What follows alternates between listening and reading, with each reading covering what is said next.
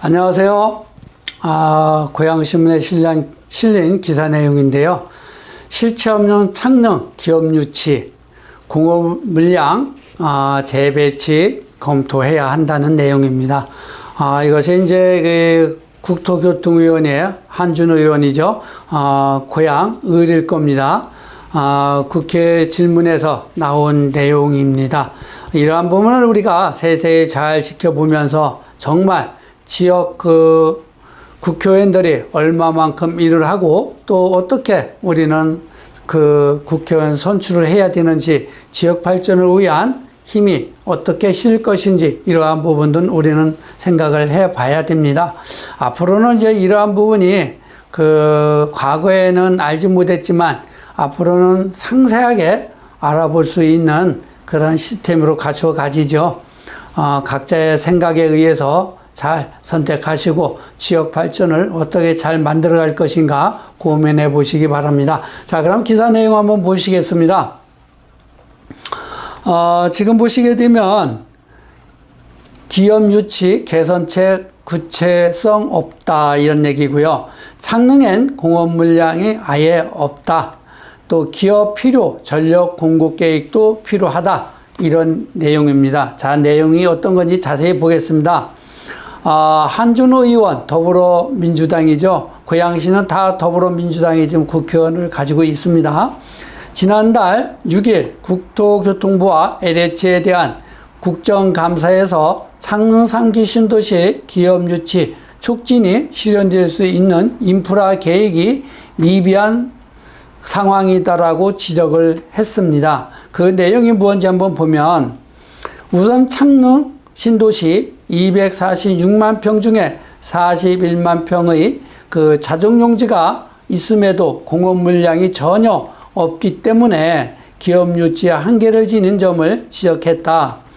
한 의원은 국토부가 지난 8.16 부동산 대책에서 각 3기 신도시에 있는 자정용지를 일부 첨단 산업단지로 지정해 기업 유치 여건에 개선한다고 밝혔다. 그런데 이후 국토부의 창릉지구의 첨단산업단지 지정 가능성을 질문했는데, 이번에는 과밀억제 권역이기 때문에 불가하다는 단정적인 답변이 왔다. 그렇죠. 이 과밀억제 권역입니다. 그래서 며칠 전에 제가 말씀드렸죠. 경제자유구역 이 부분도 된다고 해도 과밀억제 권역에서 어떻게 벗어날 것인가, 이 부분이 정말 큰 숙제라고 볼 수가 있습니다. 3기 신도시에 대한 기업 유치 여건 개선 의지를 국토부가 가지고 있느냐고 따져 물었다. 이에 대해 이원재 국토부 1차관은 기업 유치 여건을 개선해야 하는데 충분히 공감하고 있고, 따라서 여러 가지 방안을 검토해 보겠다고 한다. 이거 검토해 보겠다는 거하고 그렇게 만들어 가겠다고는 전혀 다른 얘기죠. 한 의원은 이어 국토부가 각각의 3기 신도시에 대한 기업 유치를 위해서는 공업 물량, 재배치 등의 구체적인 실행 계획이 있어야 한다. 여기에 대해 검토 가능한가라고 질문했고, 이에 대해 원희룡 국토부 장관은 그렇게 하겠다고 답변을 했다.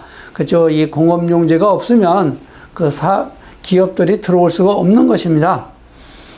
그리고 한준호 의원은 또한 기업이 필요로 하는 추가적인 전력 공급 계획이 전혀 없다는 것을 지적하고, 토지 이용 계획에 변전소 부지를 반영해야 한다고 요구했다. 이 자정용지를 만들면서 주거에 관련된 전력만 만들어 놓고 공업용지에 대한 전력이 없다라고 그러면 문제가 되죠. 한 의원은 창릉 3기 신도시 성공적인 자족도시 실현을 위해 기업을 유치하기 위한 인프라 조성이 반드시 실현돼야 한다. 현재 계획된 창릉 지구의 전력 공급 계획으로 창릉 신도시에는 예정된 3만 8천여 가구의 수요만을 충족시키는 수준에 그치고 있다고 지적을 했네요. 그리고 한 의원은 이어 창릉 3기 신도시에 현재 설계된 전력 공급량은 300메가볼트 암페어인데 기업 유치가 불가능한 수준이다. 기업을 유치하기 위해서는 지속 500 메가볼트 암페어가 추가적으로 더 필요하다고 하네요. 이를 위해서는 약 3,000평 정도의 변전소를 짓기 위한 부지가 필요하는 조사가 나왔다.